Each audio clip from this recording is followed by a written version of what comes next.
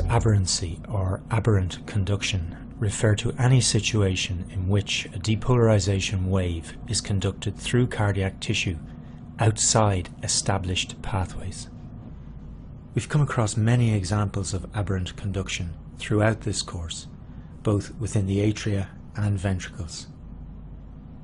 Examples of aberrancy within the ventricles include conduction of ventricular ectopics and conduction of ventricular depolarization in the presence of a bundle branch block.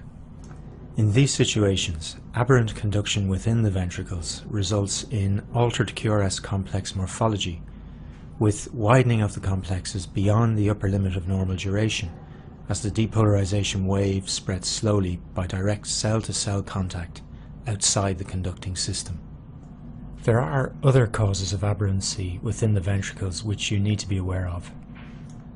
So far we have considered bundle branch block as a permanent entity on the ECG.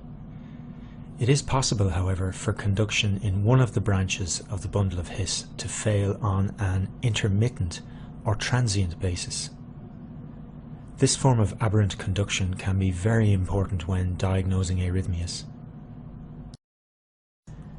As with any electrically active cardiac tissue, depolarization of the right or left branch of the bundle of His is followed by a refractory period, illustrated here in red, when the tissue of the branches will not depolarize in response to further signals. Furthermore, the refractory period of the ventricular conducting system adjusts in response to the rate at which depolarizing events arrive.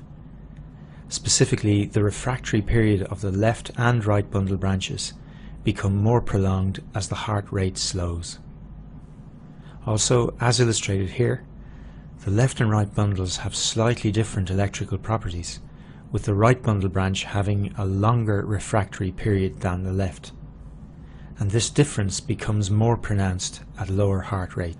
For these reasons, it is possible for the right bundle branch in particular to be caught in a refractory state in the presence of a sudden, unexpected change in the rate at which depolarizing signal arrives through the bundle of His. The simplest example of this is seen in some cases of very early atrial or junctional premature contractions. In the example shown here, the heart is beating at 60 beats per minute. At this relatively slow heart rate, the refractory period of the bundle branches is prolonged, and the difference between the refractory periods of the right and left branches is appreciable. At this point in time, a focus within the junctional region has discharged, generating a premature junctional contraction.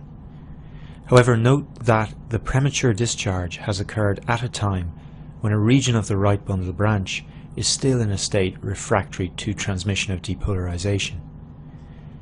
The initial events of the QRS complex associated with this premature discharge are conducted as normal through the left bundle branch and will depolarize the left ventricle in the normal fashion. However, once the premature depolarization wave encounters the refractory portion of the right bundle, the right side of the heart must be depolarized by signal traveling outside the conducting system. Aberrant conduction by direct cell-to-cell contact outside the conducting system results in a broad QRS complex with right bundle branch block morphology. How can we tell such an aberrantly conducted premature junctional contraction from a premature ventricular contraction? Well, in truth, often with great difficulty.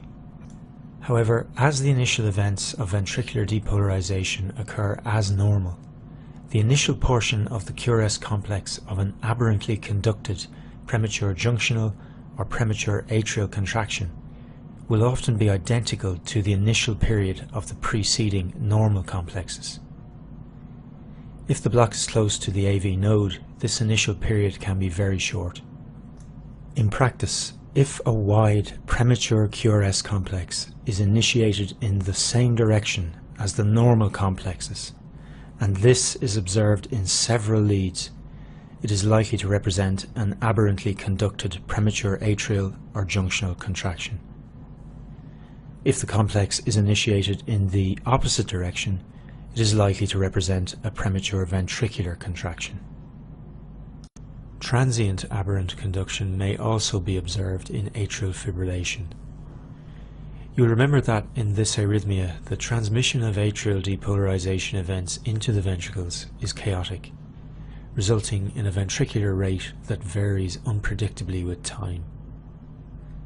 In the example shown here, note the chaotic generation of QRS complexes secondary to depolarization events arising in the fibrillating atria. At this point, a relatively long period between ventricular depolarization events has been followed by a QRS complex demonstrating evidence of aberrant conduction. What has happened in this case is that the bundle branch's refractory period have lengthened during this prolonged gap between ventricular depolarizations. An early transmitted atrial depolarization wave has then encountered the right bundle branch while it is in a state refractory to transmission. Aberrant conduction results in the presence of a broad QRS complex. Aberrant ventricular conduction of an early depolarization wave following a long RR interval in atrial fibrillation is termed Ashman's phenomenon. Although this may affect either bundle branch, as shown here, the transient block usually occurs in the right bundle, and the aberrantly conducted complex therefore usually demonstrates a right bundle branch block morphology. A transient failure of conduction can also develop in either bundle branch in response to elevation of the heart rate. Acceleration or rate-dependent aberrancy refers to a failure of conduction in a bundle branch when the heart rate rises to a certain level. In this patient with known heart disease, at a heart rate of 60 beats per minute, the ventricular conducting system is fully functional, with narrow QRS complexes on the monitor. As his heart rate begins to rise, note that after a short period of time at a rate of 96 beats per minute, conduction in the left bundle branch fails, and he develops a left bundle branch block pattern on the ECG, resulting in broad positive QRS complexes in V6 with associated ST changes.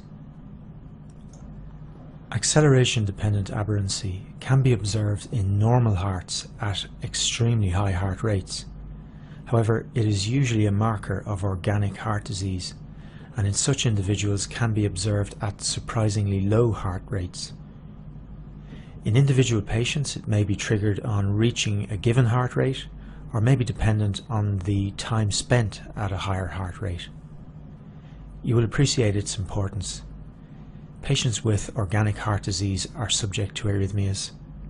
If a patient prone to this phenomenon develops a tachycardia from a supraventricular focus, failure of a bundle branch at the higher heart rate will result in broad QRS complexes on the ECG.